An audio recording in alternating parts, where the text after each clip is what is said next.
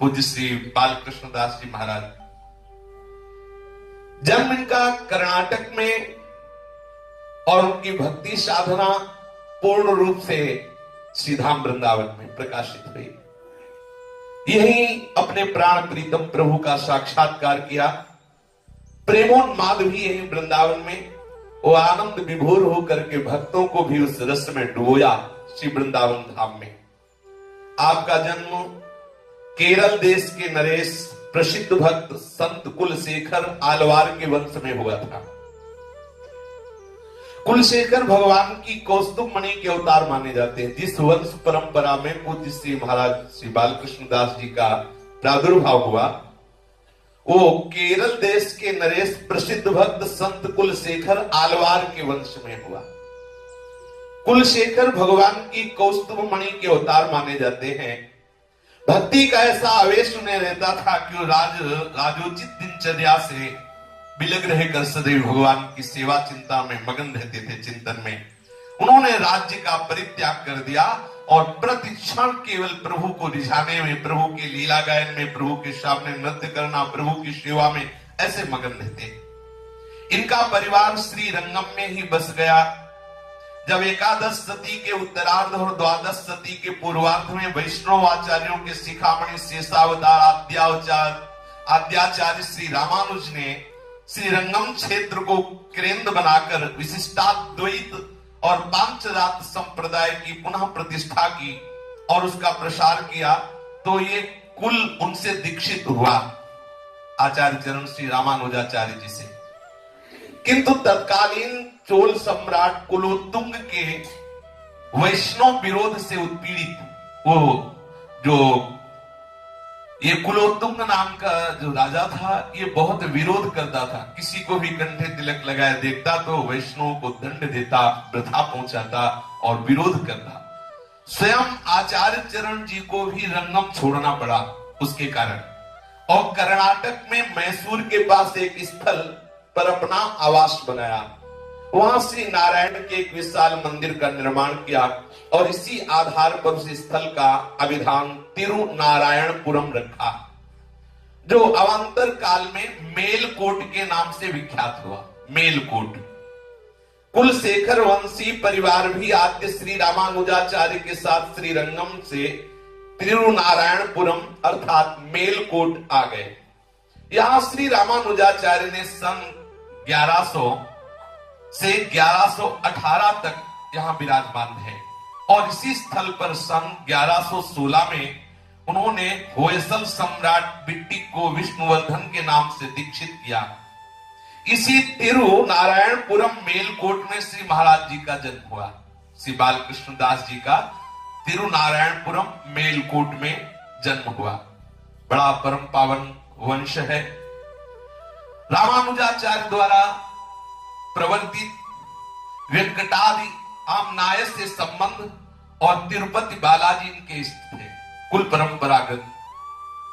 और मातृपक्ष भी बड़ा महिमामय श्री महाराज जी का। मातृपक्ष गौड़िया संप्रदाय से सुख्यात आचार्य श्री गोपाल भट्ट रंगाचार्य के परिवार की मां थी। पितृपक्ष आचार्य श्री रामानुजाचार्य से दीक्षित और मातृपक्ष आचार्य श्री गोपाल भट्ट रंगाचार्य ने सुशोभित किया। श्रीमन महाप्रभु श्री चैतन्य देव के ये समकालीन उनके पिता श्री वेंकट भट्ट के घर पर ही श्रीरंगम में महाप्रभु ने अपनी दक्षिण यात्रा में चातुर्मास व्यतीत किया था। महाप्रभु श्री कृष्ण चैतन्य देव की विशेष कृपा इनके ऊपर थी। श्री वैष्णव एक वेंकट भट्ट नाम प्रभु के निमंत्रण कैल करिया सम्मान, निज घरे लाइया कैल पाद प्रक्षालन, से जल सबई सेते करिल भक्षण, भिक्षा कराइया किछु कैल निवेदन, चातुर्मास्य आसि प्रभु हैल उपसन्न, चातुर्मास्य कृपा करि रहो मोर घरे, कृष्ण कथा कहि मोरे निस्तार अमारे, तार घरे रहिला प्रभु कृष्ण कथा रसे, भट्ट संगे गुडाइला सुखे चारि मासे। महाप्रभु चैतन्य देव वहां चतुर्मास के और बहुत रसमयी चर्चा से पूरे भक्तजनों को आनंद प्रदान किया। तो मम सुत गोपाल भट्ट तव पद में लुंठित, आज दिवस की भिक्षा में सादर अर्पित, करुणा में प्रभु करे कृपा कर अंगीकार, इसे करे निज भृत सदैव दे चरणाधार। परिवार वालों ने श्री गोपाल भट्ट जी को महाप्रभु के चरणों में अर्पित किया और कहा ये भेंट स्वीकार करें, अर्थात ये पुत्र श्री वेंकट भट्ट ने कि ये पुत्र हम आपके चरणों में अर्पित करते हैं। महाप्रभु ने देखा कि 8 वर्ष के श्री गोपाल भट्ट जी थे। 8 वर्ष का वो बालक ऐसे अश्रु प्रवाहित करते हुए महाप्रभु के चरणों का स्पर्श कर रहा है। कितना अहोभाग्य जो आज राधा रमन जी कृपा करके विराजमान है, शालिग्राम स्वरूप से प्रकट होकर ये गोपाल भट्ट जी के प्रेम का देखो कैसे महामहिमा में श्री गोपाल भट्ट जी 8 वर्ष के हैं। प्रेमावतार श्री कृष्ण चैतन्य महाप्रभु के चरणों में ऐसे कर कमल रखे और महाप्रभु की तरफ देख के अश्रु प्रवाहित, और महाप्रभु दोनों कर कमल से दुलार कर रहे हैं गोपाल भट्ट जी का। महाप्रभु ने गोपाल भट्ट जी से कहा कि कल कावेरी में स्नान करके आना, मैं तुम्हें दीक्षा दूंगा। कल प्रभात आना करके कावेरी स्नान, सविधि दीक्षा तुम ही एकमात्र मम दीक्षित शिष्य प्रधान, तुम में ही करता मैं सुई तेज आधान। महाप्रभु ने उन्हें गोपाल मंत्र प्रदान किया और अद्भुत आशीर्वाद दिया कि तुम्हारे इस द्वारा बहुत भक्ति का विस्तार होगा, तुम बहुत भक्ति मार्ग के विद्वान होगे, तुम जिस पर कृपा करोगे निश्चित उसे श्री कृष्ण मिल जाएंगे। तुमसे होंगे प्रकट सर्व वैष्णव सिद्धांत, नरस निरूपण प्रतिपादन में होंगे भ्रांत। अर्थात तुम जिस भक्ति की स्थापना करोगे उसमें कभी किसी को संशय और भ्रम नहीं होगा और निश्चित भगवत प्राप्ति होगी। वही श्री गोपाल भट्ट जी अंततो गत्वा श्री धाम वृंदावन पधारे, जहां आपके पूजित श्री शालिग्राम से साक्षात प्रिया प्रीतम प्रकट हुए, जो राधा रमन जी के रूप में। प्रिया प्रीतम का मिलित रूप श्री राधा रमन लाल जी है। श्री राधा रमन जी आज भी भक्त जनों को महान आनंद प्रदान कर रहे हैं। महाप्रभु चैतन्य देव की कृपा का अनुभव श्री गोपाल भट्ट जी को जो हुआ, तो गोपाल भट्ट का प्रेम ही श्री राधा रमन जी के रूप में आज विराजमान है। महाप्रभु कितना गोपाल भट्ट जी को प्यार करते थे कि उन्होंने अपना आसन और कौपीन डोर प्रसादी में भेजा श्री गोपाल भट्ट जी को। इसी कुल में जटावल्लभ अप्रमेय अन्नाचार्य जी हुए, जिनको सेवा कुंज में सखियों के बीच में बिहारनी जो प्रिया प्रीतम का साक्षात दर्शन हुआ। उन्हीं के यहां से इनकी माता श्री बाल कृष्णदास जी की जो माता है वो इस परिवार से है। देखो कितना महिमा में वर्ष है कि मातृपक्ष महाप्रभु चैतन्य देव की कृपा और पितृपक्ष आचार्य श्री रामानुजाचार्य की कृपा से। महाराज जी की जन्मपत्री है वैक्रमे संवत्सरे 1975 तमे वर्षे तथा चसके 1940 प्रवर्तमाने हेमंत ऋतौ मासोत्तमे मार्गशीर्ष मासे शुक्ल पक्षे एकादश्याम तिथौ घटी 4 पल 35 परम द्वादशी शनिवासरे अश्विनी नक्षत्रे 16:40 परम भरणी परिघ योगे 21:56 परम शिवम सूर्योदयादिष्टम 44:36 कन्या लग्ने 5:1:38-32 तदानुसारम 15/12/1918 मेलकोट स्टैंडर्ड टाइम 12:55 रात्रि के 12:55 रात्रौ तिरुनारायणपुरे मैसूर राज्ये आस्याम शुभ वेलायाम स्वधर्म परायण स्वधर्म मूर्ति श्री कृष्ण अयंगार महोदया नाम गृहे भार्या सौभाग्यवती कमलम्मा शुभ कुक्षो पुत्र रत्नम श्री संपत कुमारम अली जनत अस्य राशि मेषा। महाराज जी की ये जन्मपत्री ये, और महाराज जी का जो बाल स्वरूप है श्री संपत कुमार जी, ये जो प्रथम छवि है महाराज जी की बाल रूप संपत कुमार जी, ये विद्यार्थी रूप महाराज जी का। ये श्री महाराज जी ऐसे पावन कुल परंपरा में प्रकट हुए, श्री रामानुजाचार्य द्वारा बसाए गए, उन्हीं के द्वारा प्रतिष्ठित श्री नारायण मंदिर से विभूषित तिरुश्री नारायणपुरम मेलकोटा के पुनीत तीर्थ में विक्रम संवत 1975 मार्गशीर्ष मास शुक्ल पक्ष की पावन एकादशी शनिवार तदानुसार 1918 सन 1918 और 29 नवंबर की रात्रि में 12:55 में महाराज जी का प्रादुर्भाव हुआ। कितने वर्ष हो गए? 1918, सन 1918 100 वर्ष। 1918 में महाराज जी का प्रादुर्भाव हुआ। रात्रि के 12:55 पे ठाकुर जी प्रकट हुए थे। 12:55 और थोड़ा आगे करके महाराज जी प्रकट हुए। जन्म के समय भरणी नक्षत्र, मेष राशि और कन्या लग्न प्रवर्तमान थी। मासा नाम मार्गशीर्ष हम भगवान ने कहा है। तो इस मार्गशीर्ष के उद्घोषक भगवान श्री कृष्ण ने इसी एकादशी तिथि पर शास्त्रार्थियों से पूर्व श्रीमद् भगवत गीता का उपदेश किया था कि मोक्षदायिनी एकादशी जो कही जाए, जिसमें ओम प्रकाश जी पधारे, महाराज जी उसी गंगोत्री में पधारे आए। गीता जयंती का समारोह इस तिथि पर होता है। इस प्रकार पावन कुल परंपरा, पवित्र तीर्थ और पुनीत तिथि की त्रिवेणी से उद्भासित श्री महाराज जी का प्रादुर्भाव हुआ। आचार्य कुलभूषण, संगीत प्रेमी, गायन कुशल तथा तंतुवाद्य विशारद, इनके पिता श्री पार्थ सारथी अयंगार को यह सौभाग्य प्राप्त हुआ, पिता पद प्राप्त हुआ। वैसे इनका नाम तो श्री कृष्ण अयंगार था, श्री कृष्णन अयंगार, किंतु बाद में उन्होंने अपने नाम को स्वयं परिवर्तित किया, पार्थ सारथी अयंगार। इस नाम परिवर्तन में एक रहस्यमयी अंतर कथा छिपी है। उस समय प्रथम विश्व महायुद्ध सन 1914 से 1916 तक चला। इस दौरान श्री कृष्णन अयंगार फ्रांस में थे।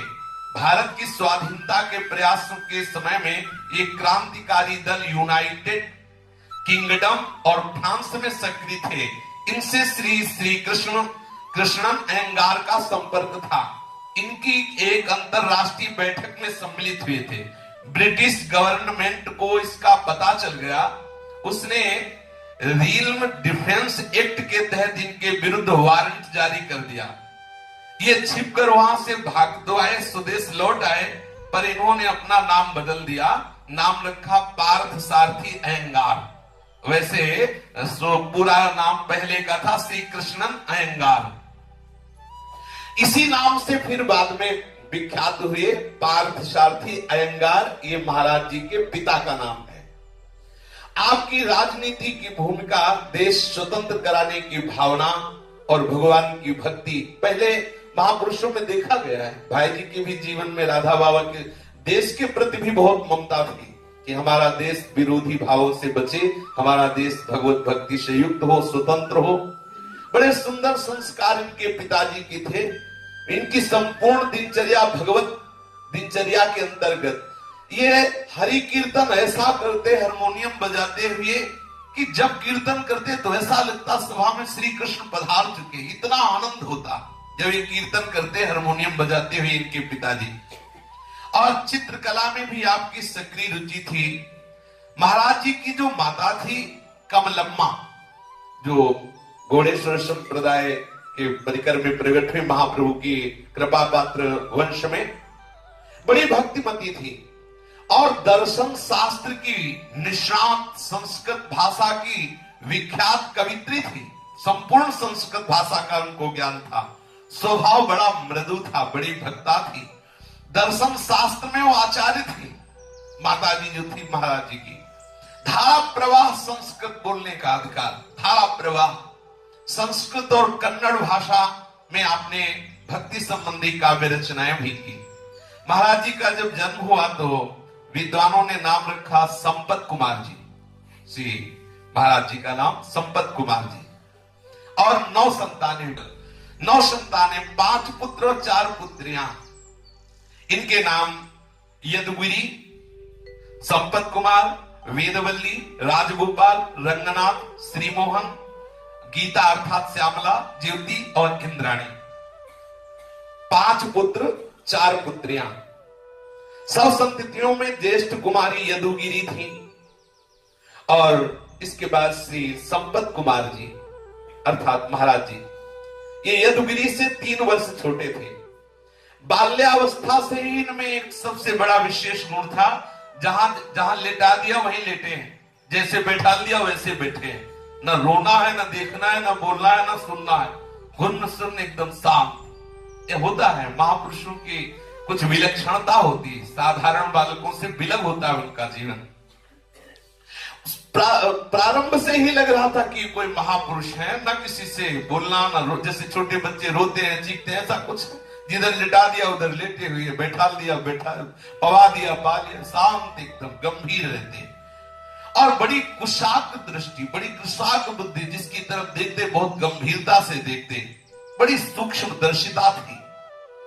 सुंदर दुलार से अब ये 5 वर्ष की अवस्था के हुए, इनके होठ चलते रहते थे। ये पूर्व से जो महापुरुष जन होते हैं, ये एक जन्म की भक्ति नहीं होती। जैसे अपने पीछे चर्चा श्री ओम प्रकाश जी के 52 यश के कथन श्रवण हुआ। आप देखो इतना छोटा सा बालक और कैसी उत्तम भक्ति, बड़े बड़े परमहंसों की दिनचर्या उसके जीवन में। ये क्या बहुत जन्म से भगवत भक्ति करते चले आ रहे हैं, परिपक्व अवस्था को प्राप्त हुए। महाराज जी के ओठ हिलते रहते, बच्चापन में भी लगता कुछ जप रहे हैं। 5 वर्ष की आयु में आपको बुखार हो गया, बहुत भयंकर बुखार हो, 3 वर्षों तक बुखार रहा। 3 वर्ष तक, 3 दिन नहीं, 3 वर्ष तक बुखार रहा। ना आप रोते, ना किसी से बोलते, जो दवा पवा दी गई, दवा पवा दी गई, नहीं, ओठ हिलते रहते। ऐसा लगता भगवान नाम जप कर रहे हैं। शांत स्वभाव, सहनशीलता की चरम सीमा, 3 वर्ष तक बुखार, स्वभाव बड़ा गंभीर। ऐसी व्याधि में भी ना तो रोए, ना किसी परिजन को कष्ट दिया। शरीर अत्यंत क्षीण हो गया, आप शांत ध्यानस्थ पड़े रहते। औषधि दे दी तो औषधि ले ली, भोजन पवा दिया तो भोजन पवा दिया, बस आंखें बंद हैं, सैया पे पड़े हुए। ऐसा प्रतीत होता था कि मानो वे भगवान के ध्यान में डूबे हुए हैं, शरीर का इनको पता ही नहीं है। इतनी छोटी अवस्था में 3 वर्ष तक बुखार रहा। जब धीरे धीरे 8 वर्ष की अवस्था में पहुंचे तो प्रथम भाव स्थिति की घटना घटी। आप प्राइमरी स्कूल में पढ़ने जाते थे। एक दिन अध्यापक ने समंतक मणि की कथा सुनाई। जाम्बवंत ने श्री कृष्ण से युद्ध किया, आता है समंतक मणि की कथा में, और ये 28 दिन तक युद्ध चलता रहा। महाराज जी 8 वर्ष की अवस्था के हैं, प्राइमरी स्कूल में पढ़ने जा रहे हैं, और वहां मास्टर ये कथा सुना रहे हैं, ये गंभीरता से सुन रहे हैं। 28 दिन तक भक्त और भगवान में युद्ध हुआ, जाम्बवान और श्री कृष्ण चंद्रजू में। श्री कृष्ण चंद्रजू के प्रहार से जाम्बवान के अंग अंग में पीड़ा पैदा हुई। विचार किया कि ऐसा कोई महाबली सृष्टि में नहीं है जो जाम्बवान को पीड़ा पहुंचा। जाम्बवान कोई छोटे मोटे वीर थोड़ी। जब भगवान ने बलि से पृथ्वी ली ना, बलि से, तो कहते हैं 48 मिनट में पूरे अखिल ब्रह्मांडों की परिक्रमा करके जय घोष कर दिया। हाँ, 24 दूनी 48 मिनट में 7 परिक्रमा, संपूर्ण विश्व 7 परिक्रमा संपूर्ण। ऐसे वैसे बलि थोड़ी जाम्बवान, 48 मिनट, कितनी बड़ी बात है।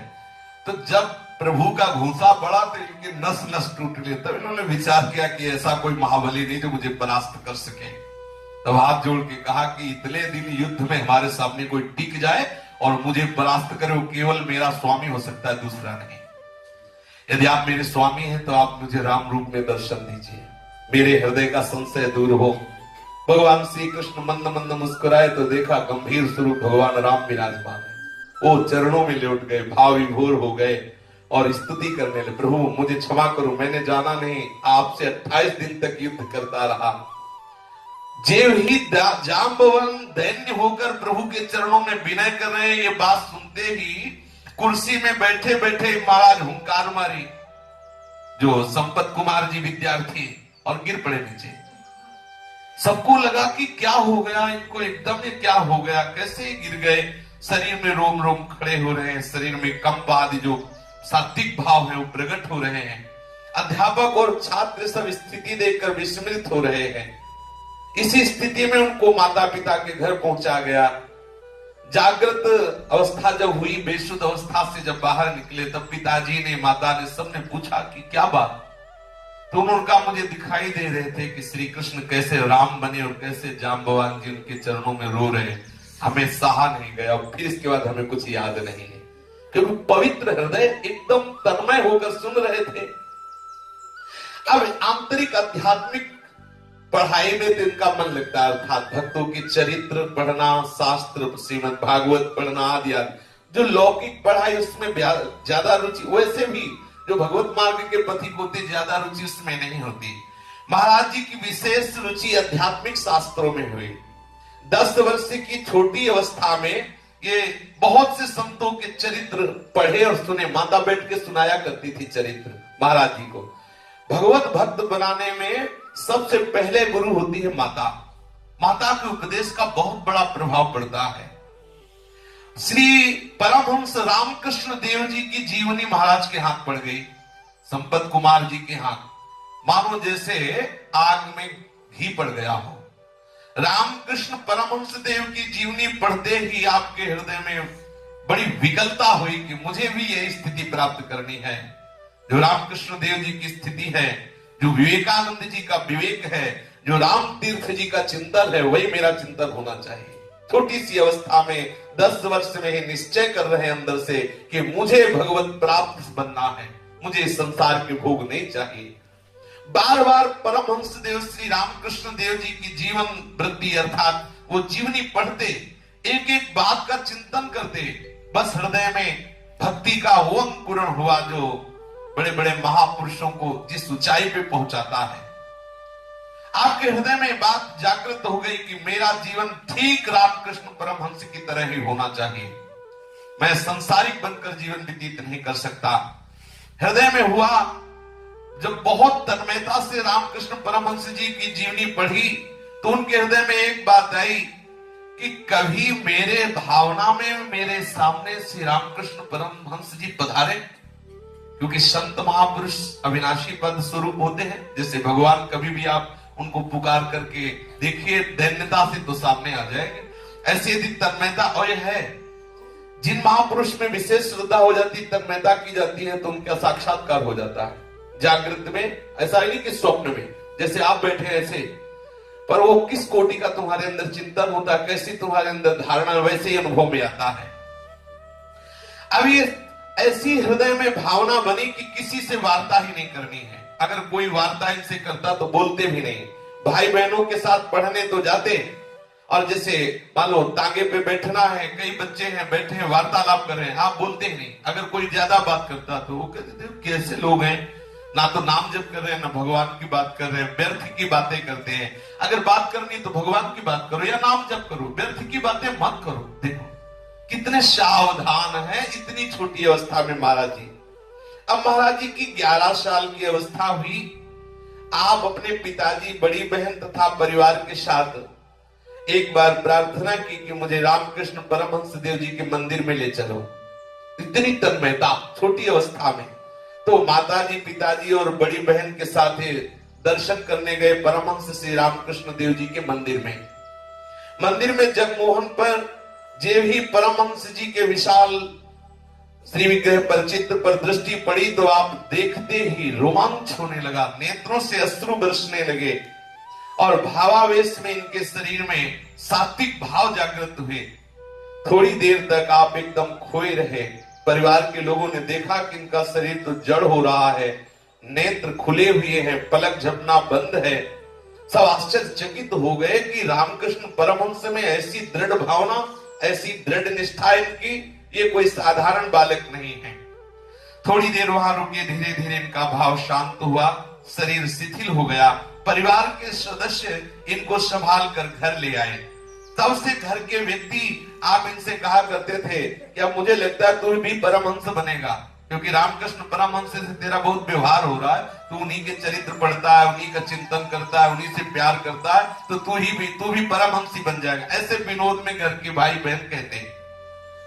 आपको भगवत चरित्र पढ़ने का एक व्यसन सा हो गया। जहां एकांत होते तो भगवत बहुत ये होना चाहिए। उपासक को कभी खाली समय नहीं बैठना चाहिए। महापुरुषों के जीवन चरित्र, भगवान की रसमयी लीलाएं, कथाएं हर समय मन को पढ़ाते रहना चाहिए। आप अधिक जागरण में समय देते, अर्थात बहुत कम सोते, उस अवस्था से ही अधिक समय जागरण में देते, और बड़ा संकोची स्वभाव, आप अपनी कोई भी भागवतिक बातें सबको बताने की चेष्टा न करते, अर्थात सबसे अपने भावों को छुपाने की चेष्टा करते। महापुरुषों के जीवन चरित्र में एक एक बात का चिंतन करना चाहिए, भक्त का कैसा जीवन होता है, ये भगवान ही महापुरुषों के रूप में आकर अपने को बताते हैं कैसे हमें प्रभु की भक्ति करनी। महाराज जी का संकोची स्वभाव, वो अपने भावों को बहुत गोपनीय रखते, कोई जान ना जाए कि हम ऐसी भक्ति कर रहे हैं। माता पिता और बहन यदुगुरी, इनका रुझान कीर्तन में बहुत था। 10 लोग एकत्रित हो गए, खूब नाम कीर्तन करते, तो संपत कुमार जी भी उनके साथ कीर्तन में रहते। संपूर्ण परिवार एक बार कीर्तन में तुमकुरु में निवास किया, यही आपकी पढ़ाई भी थी। संपत कुमार जी बसवनगुड़ी में अपने नाना श्री नरसिंह अयंगार के घर पर रहे। कुछ दिनों बाद पिता ने श्री संपत कुमार, कुमारी वेदवल्ली और अनुज राम गोपाल को मामा श्री वेंकटाचार्य के घर पढ़ने के लिए बंगलौर में रखा। श्री संपत कुमार जी धीरे धीरे अब 16वें वर्ष में प्रवेश कर चुके। महाराज जी की अवस्था 16 वर्ष की हुई। तीव्र बुद्धि होने के कारण आप स्वभावतः पढ़ाई में बड़े प्रवीण दिखाई देते। अंदर की पढ़ाई अलग थी, लेकिन एक बात और देखा गया कि जो भगवत भजन करने वाले होते हैं वो कभी फेल नहीं होते, क्योंकि उनकी बुद्धि बड़ी पवित्र होती है, उनको ज्यादा माथा नहीं लड़ाना पड़ता। अगर संसारिक बात भी एक बार बता दो और ठीक से सुन ले तो जीवन में कभी भी सुन लेना, क्योंकि उनकी मेधा शक्ति बलवान होती है। इसलिए वो ज्यादातर अगर लौकिक भी पढ़ाई पढ़ी तो उसमें बहुत अच्छे नंबरों से पास होते, क्योंकि ज्यादा दिमाग लगाने की जरूरत नहीं। आपकी तीक्ष्ण मेधा का प्रभाव स्कूल में सभी विद्यार्थियों के ऊपर पड़ता। आप यहाँ लगभग 3 साल रहे। यहाँ पर भी आप परमहंस देव राम कृष्ण जी का चरित्र सदैव पास रखते, उसी का चिंतन करते और शेष समय भगवान नाम जप करते, भगवत लीला का चिंतन करते। धीरे धीरे महाराज जी के चित्त में संसार की असारता के विचार उठने लगे। बाह्य व्यवहार से आपका मन शुरू से उपराम था, ये सबसे उदासीन रहते, एकांत में बैठना अच्छा लगता। सभी भाई बहनों के रहने के लिए वहां एक ही कमरा था।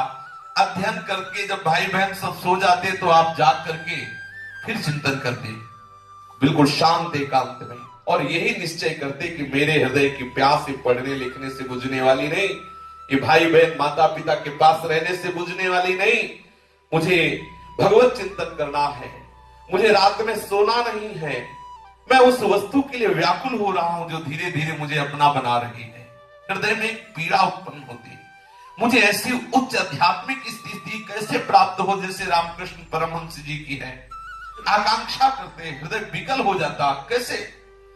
इसी चिंता में आपके दिन व्यतीत हो रहे थे तो आपके मन की एक विचित्र दशा हो गई।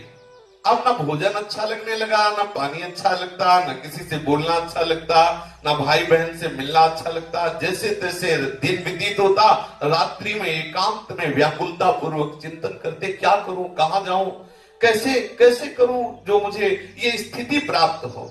भाई बहन तो घोर निद्रा में होते और आप लेटे लेटे ही इसी चिंतन में डूबे रहते।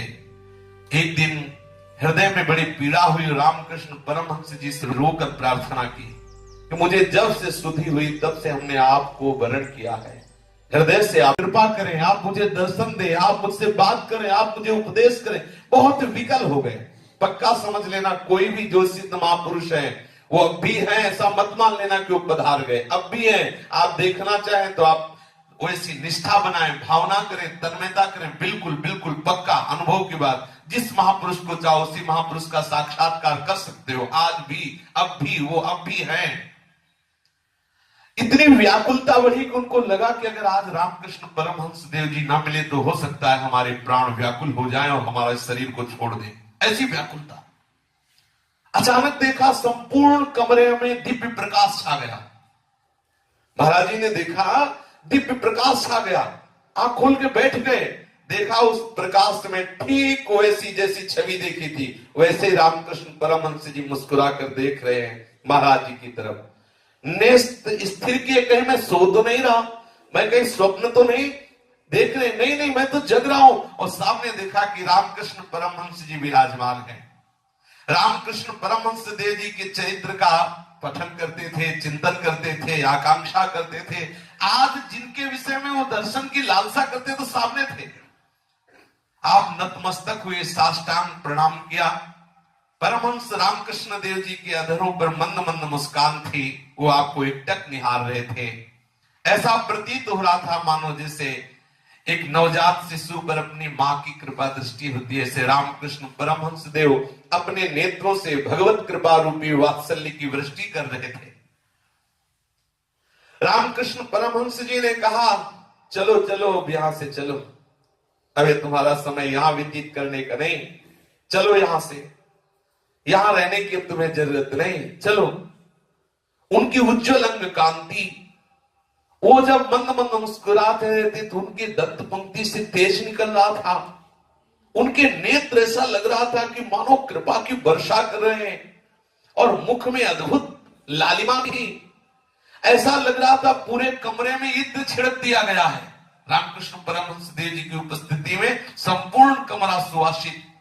ऐसी महामहिमामयी भगवती की स्थिति पूज्य महाराज जी की। परमहंस देव जी के अधरों से ये मृदुल शब्द निकल रहे थे, चलो चलो, तुम्हारा समय यहां का नहीं, तुम्हें मैं लेने आया हूं, चलो। ऐसे मंद मुस्कुरा करके बोल रहे थे, और महाराज जी के नेत्रों से सतत अश्रु प्रवाह हो रहा था। अपने भाई बहनों को जगाया और कहा, देखो देखो परमहंस जी पधारे हैं, रामकृष्ण परमहंस जी पधारे, दर्शन करो। बहन वेदवल्ली और राजगोपाल हड़बड़ा कर उठे तो उन्हें रामकृष्ण परमहंस नहीं दिखाई दे रहे थे, केवल सुगंध, वो सौरभ और वो कमरे में प्रकाश। वो बार बार कहते कि इतना सुंदर सुगंध आ रही, इतना सुंदर प्रकाश, कहां है परमहंस देव? बोले सामने। बोले नहीं, मुझे नहीं दिखाई दे रहे। थोड़ी ही देर में वो सुगंध भी अंतर्हित हो गई और वो तेज भी अंतरित हो गया, और अन्य किसी को परमहंस देव जी के दर्शन नहीं हुए, क्योंकि भगवान और भगवान की इस भगवत प्राप्त महापुरुषों के दर्शन उसी को होते हैं जिन पर वो कृपा दृष्टि करके दर्शन देना चाहे। सभा में यदि प्रभु हमें किसी को भी दर्शन देना चाहे तो केवल उसी को होंगे, अन्यथा नहीं। ऐसे ही भगवत प्राप्त महापुरुष जिसको दर्शन देना चाहे वही देख सकता है, अन्यथा नहीं। सिद्धांत भी ऐसा ही जाने जी देव जनाई जानक तुम्हें तुम्हें। उस रात्रि के अपूर्व आनंद का हृदय में ऐसा प्रभाव पड़ा कि वैसे ही गंभीर स्वभाव महाराज जी का, आप तो थोड़ी थोड़ी देर में आंसू चलते, गंभीर हो जाते, उदासीन हो जाते। अब वहां ठहरना संभव हो गया। ऐसा लगता कि अब मैं बंगलोर में एक क्षण भी न रहूं। अध्ययन से मन हट गया। अब मन में नाच पड़ा मन, और ये मांग उठ गई कि अब मैं विरक्त हो जाऊं, सब कुछ छोड़ दूं, संत बन जाऊं। और बार बार वो शब्द रामकृष्ण परमहंस देव जी के गूंजते, चलो चलो यहां से, चलो मैं तुम्हें लेने आया हूं। प्रबल आकर्षण, वो सरस मोहिनी चितवन, वो अमृतमय वचन, बस यही गूंज रहा है महाराज जी के। परमहंस देव जी का वो वचन, वो चितवन, वो आदेश। अपने छोटे भाई और बहन से कहा कि अब मैं यहां टिक नहीं सकता, मुझे परमहंस देव जी बुला रहे हैं, मैं जाऊंगा। पर इन लोगों की ऐसी भावना नहीं थी कि कहां परमहंस देव जी हैं, कहां बुला रहे हैं। वो समझते कि इनका बावरापन है, ये विनोद कर रहे हैं।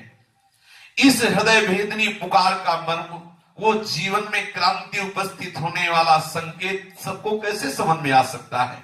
जिन पर भगवत कृपा हो और प्रभु जिसको समझाना चाहे वही समझ सकता है। प्रीतम प्राप्ति के पथ पर बिना रुके वही बढ़ता है जिसे प्रभु आकर्षित कर रहे हैं। जिसे महापुरुषों का मिलान हो जाए, समझ लो श्री कृष्ण मिलने वाले हैं। दिव्य संदेश, दिव्य संकेत संपत कुमार जी के लिए ही था, इसलिए इनकी बात को कोई समझ नहीं पा रहा था। दिव्य संदेश दिव्य कृपा पात्रों को होता है। दिव्य प्रेम का आवाहन सुनकर भला कोई कैसे रुक सकता है? अब आप देखिए, क्या महाप्रभु चैतन्य देव को किसी भी स्थिति से घर से भागना चाहिए था? क्या आप विचार करो, वयो वृद्धा सची माता और 9 किशोरी विष्णु प्रिया जी, दूसरा कोई पानी देने वाला नहीं है। पर ये प्रेम का ऐसा स्वभाव, ऐसा स्वरूप है कि वो ये सब परवाह नहीं करता। तो बड़ी विचित्र दशा की बात है, किसी भी स्थिति में नहीं भागती। मां वयो वृद्धा और 9 किशोरी आज तक गली में नहीं निकली अकेले, विष्णु प्रिया जी। अब कौन इनको संभालेगा, कौन? लेकिन एक बार भी महाप्रभु ने मुड़ के नहीं देखा और संन्यास ले लिया। ऐसा ही है जिसके हृदय में भगवत प्राप्ति की चाह प्रकट होती है, वो तो साक्षात प्रभु है, लेकिन जिसके भी हृदय में भगवत प्राप्ति की चाह प्रकट होती है उसका विचार हरण कर लिया जाता है। क्या होगा मेरे बाद, मेरे माँ का, मेरे पिता का, मेरी बहन का, मेरे भाई का, अगर ये विचार है तो अभी भगवत प्राप्ति की चाह है ही नहीं। जिसके हृदय भगवत प्राप्ति की चाह होती है वो सब विचारहीन कर देती है। केवल एक बात रहती, कैसे मुझे प्रीतम मिले, कैसे प्रीतम मिले। दिव्य संकेत श्री रामकृष्ण परमहंस जी का ऐसा होता है, प्रभु से रो रो के प्रार्थना करनी चाहिए कि हमारे तो बस की बात है नहीं, लेकिन यदि आप हमारे चित्त को खींचे तो माया की ताकत नहीं कि वो रोक सके। गोविंदा बृहदात्मानो न निवर्तन तो मोहिता। गोविंद जिसके चित्त को चुरा लेते हैं वो रोकने पर भी नहीं रुक सकती। गोपीजनों को गोविंद ने आकर्षित किया तो कोई रोक पाया गोपीजनों को? प्रार्थना करनी चाहिए कि हे श्री कृष्ण, किसी संत के रूप में या जैसे भी आप समझें, हमें भी आदेश करें, हमारे भी चित्त को ऐसे ही खींच ले कि कोई भी बाधा आपसे मिलने में बाधा न पहुंचा सके। कहीं हमारे हृदय में कोई विचार ना आ जाए, मैं कैसे रहूंगा, मेरे माता पिता कैसे रहे, बूढ़े माता पिता हैं, हम ही उनके इकलौते लड़के हैं, कैसे पालन पोषण होगा, अपराध नहीं लगेगा। आप देखिए महात्मा बुद्ध नवजात शिशु, बिल्कुल नवजात शिशु, और उनको छोड़ करके महात्मा बन गए। देखो भगवान शंकराचार्य वयोवृद्धा माता, दूसरा कोई पानी देने वाला नहीं। अरे हम आए ही हैं केवल भगवान को रिझाने के लिए। ये लौकिक व्यवहार माया जनित है, बड़े भाग्यशाली हैं जो इन माया जनित व्यवहारों की बेड़ियों को तोड़कर श्री कृष्ण मिलन के लिए भाग पड़ते हैं। आगे चर्चा। श्री राधा वल्लभ लाल की।